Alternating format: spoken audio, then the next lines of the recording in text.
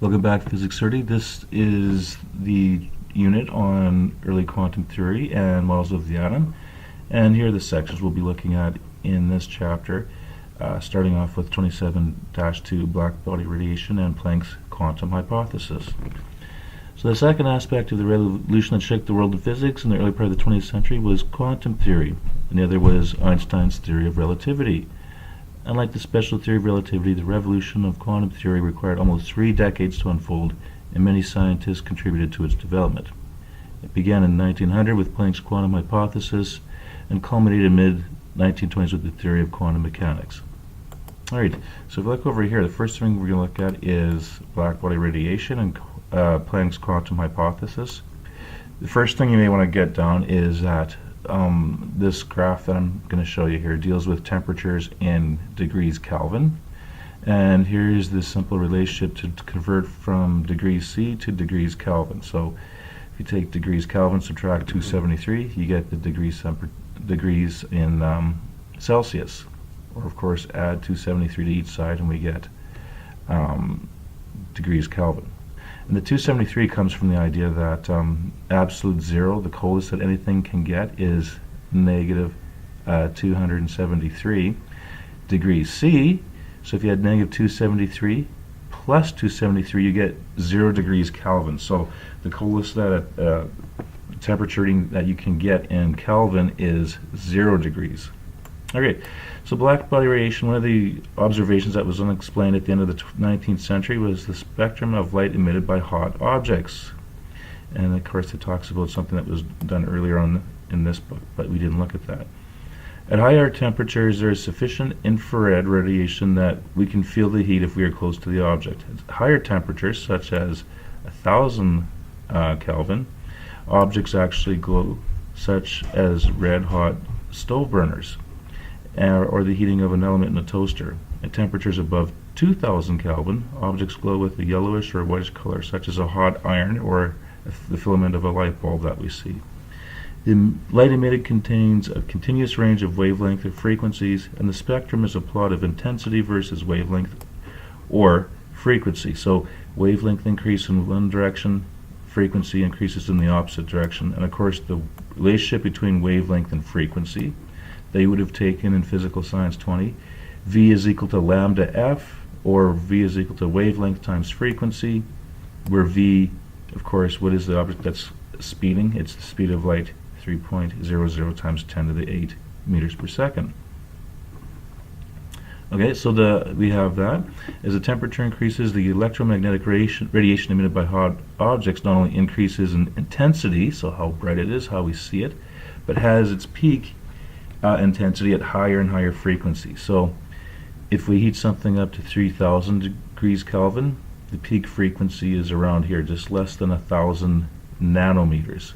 And of course, nanometer, if you recall our prefix chart, 1 meter is 1 times 10 to the 9 nanometers. So we can easily convert from nanometers to meters and vice versa. So as we heat objects up, you see, we have 4500 Kelvin, 6000 Kelvin, the light becomes more intense. So, and of course, the visible range that we can see is right here in this little fringe here. So if this is infrared and this is ultraviolet, Roy G. Biv in reverse, red, orange, yellow, blue, indigo, violet, going from right to left. And so at 6000 Kelvin, we actually can see that. It's in our visible range, and it's fairly intense, so we should be able to see that. So this is suggesting that every object can emit radiation, no matter what the temperature. It's just that we simply can't see it at the lower temperatures because it's not very intense, and also it's not possible. There's only a few waves in our visible range. So the area under the curve represents all the particles that are in that region. So at 6000, most of the particles are around here, some particles are above, some particles are below, etc. Okay, so moving on, it says the spectrum of light emitted by a hot dense object is shown in this figure as an idealized black body. A black body is a body that when cooled would absorb all the radiation falling on it. So it would not reflect anything back, and it would appear black. The radiation such an idealized blackbody would emit when hot and luminous is called blackbody radiation, though not necessarily black in color. Approximates that from many objects, the 6,000 Kelvin curve corresponds to that of the temperature of the sun. Peaks in the visible part of the spectrum. For lower temperatures, the total intensity drops considerably as we go to the right.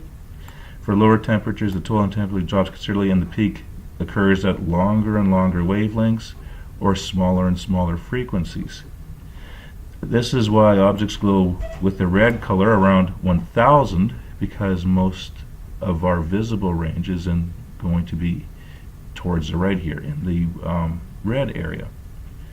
It is found experimentally that the wavelength at the peak of the spectrum, called lambda p for wavelength p, or p is peak, is related to the Kelvin temperature by this little equation here known as Wien's law. So very easy to use. So the sun's surface temperature, estimate the temperature of the sun, given that the sun emits light whose peak intensity, so peak intensity, and this equation deals with peak intensity, is around 500 nanometers. So 500 nanometers, of course, is down here. If this is 1,000, these little hash marks go up by 200, 200, 400, 600, so there's 500 right there. So if we simply work that out, substituting in the equation, we have this factor here in meters Kelvin divided by the wavelength here, and the wavelength here has to be in meters, since this little factor here, this little constant, is in meters Kelvin. So 500, and of course if we it's 500 nanometers, so we have to divide by 1 times 10 to the 9, so we get 500 times 10 to the minus 9 meters, which isn't proper scientific notation, but it's okay for this. We get 6,000 Kelvin. Now I mentioned here green. If we look up 500 nanometers, around here, here's 500 nanometers. Now I'm going to give you a copy of this sheet. We can see that the peak frequency is green, and we know that the sun isn't green in color. But one other thing to note is that this peak frequency here, or peak intensity, basically covers the entire visible spectrum. Yes, green is at the top, but we also have red, orange, yellow, etc. We have all those. So if the sun is emitting virtually all of the colors that we see there, of course, if it absorbs, emitting all colors together make white light. And of course, if you want to separate white light, you may have done this in Physical Science 20, you pass white light through a prism, and then you see all the Roy G. Biv colors that make up white light. So the sun's light is mostly white. Not yellow, because if it was hitting snow, we'd see yellow snow. So it is white light, and white light, of course, has all of the colors in there. So even though the peak frequency is green, of course, we're very close to all the other colors there as well. Okay. Another one, star color. Suppose a star has a surface temperature of 32,500 Kelvin. What color would this star appear? So from Wien's law, this time we're solving for a wavelength. 89.2 nanometers.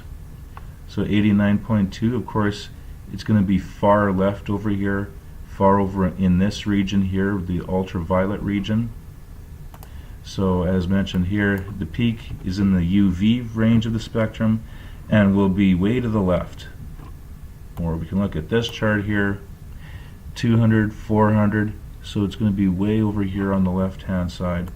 So we would have some of that curve in the violet region. So in the visible region, the curve will be descending, so the shortest visible wavelength that we can see kind of in the blue area, or bluish white, because there'll be a combination of colors there as well. Note this helps us to understand why stars have different colors. Reddish colors for cooler stars, oranges and white and blue for hot stars. Because as you can see, as the temperature increases, this curve gets shifted over. Okay, we'll continue on with the next video, and we'll see you in a bit.